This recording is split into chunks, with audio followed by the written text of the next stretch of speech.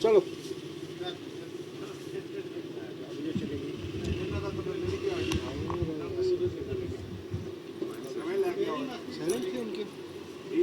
वो उसको करो, आगे आगे शुरू करें जी। बिस्मिल्लाहिर्रहमानिर्रहीम। आज इलेक्शन कमीशन में फॉरेन फंडिंग केस की पेशी थी और आज हमें तवक्को थी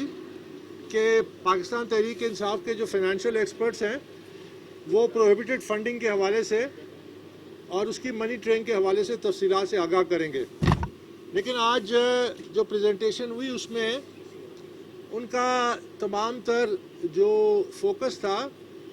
वो उन अकाउंट्स पे था जो स्क्रूटनी कमेटी ने जाहिर किए स्टेट बैंक के ज़रिए और जो खुफिया रखे गए हैं। तो आज पाकिस्तान तहरीक इंसाफ ने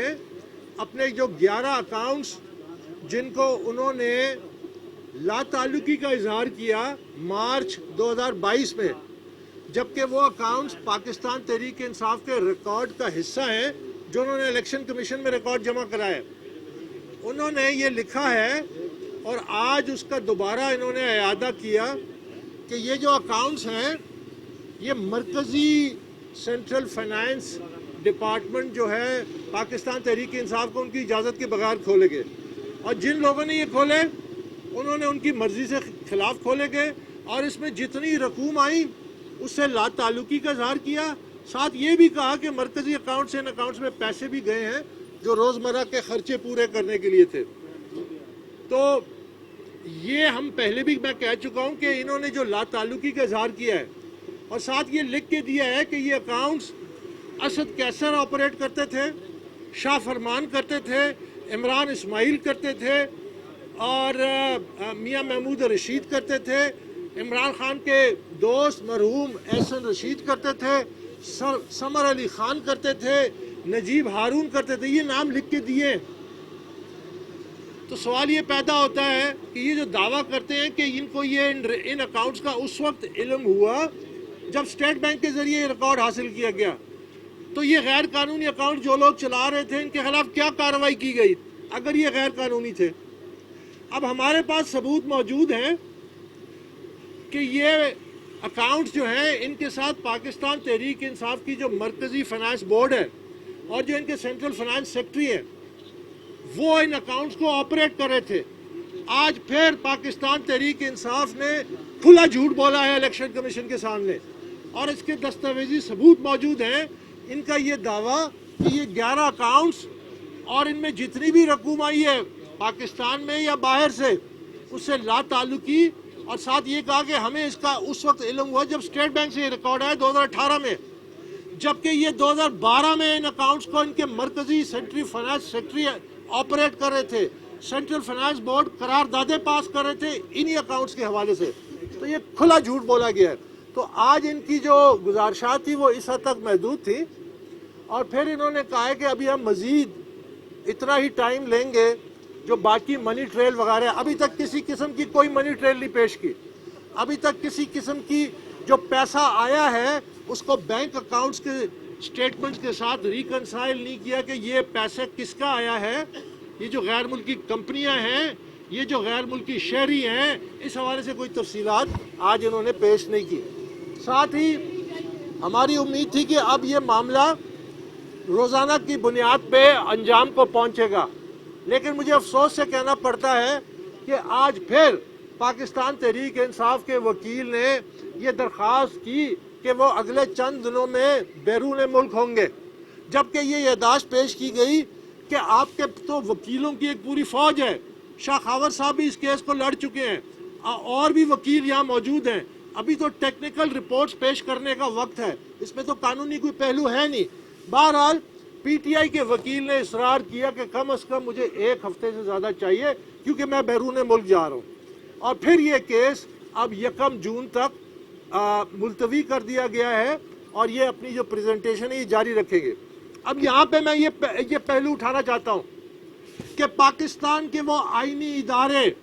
जो इंसाफ देते हैं, जो इंसाफ के वो हैं जिनकी जिम्मेदारी इंसाफ देना है, یہ کیس 8 سال اسی طرح طوالت کا اختیار کیا، ایک بہانہ، دوسرا بہانہ، تیسرا بہانہ، 9 وکیل بدلے، پھر طوالت کا اختیار کیا، عدالتوں میں 9 ریٹ پٹیشن کیے، صرف اسی مقصد کے لیے کہ یہ کیس ڈیلے ہو جائے۔ آج پھر وہی کام کیا گیا، آج پھر وہی حربہ اختیار کیا گیا۔ تو سوال یہ پیدا ہوتا ہے کہ اس کیس کا کیوں نہیں نوٹس لیتے؟ اس کیس کا کب نوٹس لیں گے آپ؟ کہ یہ جو 8 سال کی طوالت ہے، ان کا جو اسٹریٹجی ہے، حکمت عملی ہے، وہ بالکل واضح ہے مجھے۔ یہ چاہتے ہیں کہ یہاں پہ اسلام آباد میں دھاوا بولیں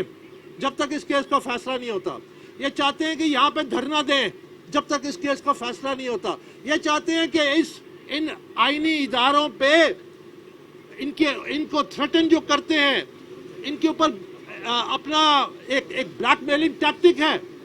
یہ ان کے اوپر دباؤ لانا چاہتے ہیں۔ میں یہ نہیں کہہ رہا کہ یہ دباؤ میں آئیں گے،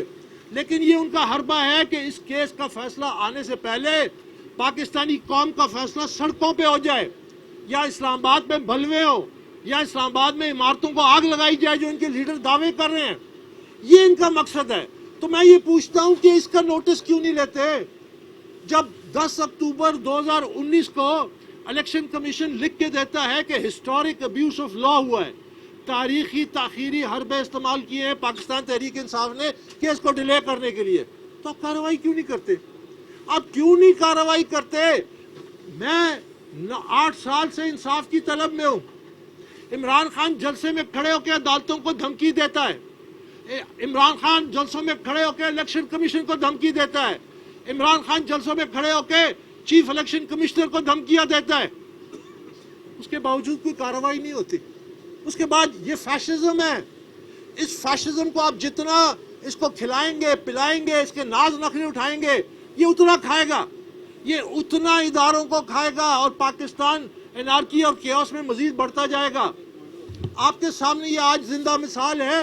کہ یہ تاخیری حربے انہوں نے پھر استعمال کیے، پھر 1 کی تاریخ لگ دی گئی، اور اب یہ سڑکوں پہ آئیں گے، اور یہ صرف فارن فنڈنگ کیس کی وجہ سے یہ عمران یہ اسلام آباد پہ حملہ آور ہو رہا ہے۔ اس کو پتہ ہے کہ اس کا جو فیصلہ ہے وہ شاید اس کے لیے بہت نقصان دہ ہو، اس کو خوف ہے، یہ اس خوف کی وجہ سے یہاں سڑکوں پہ آ رہا ہے۔ تو میں تمام آئینی اداروں سے یہ ریکویسٹ کرتا ہوں کہ خدا را آپ لوگ نوٹس لیتے ہیں تو اس کیس کا کیوں نہیں نوٹس لیتے کہ اس کا فیصلہ کب آئے گا، کب تک یہ تاخیری حربے ہوں گے، کس حد تک آپ جائیں گے اس فیشسٹ کو فیڈ کرتے کرتے۔ بہت شکریہ۔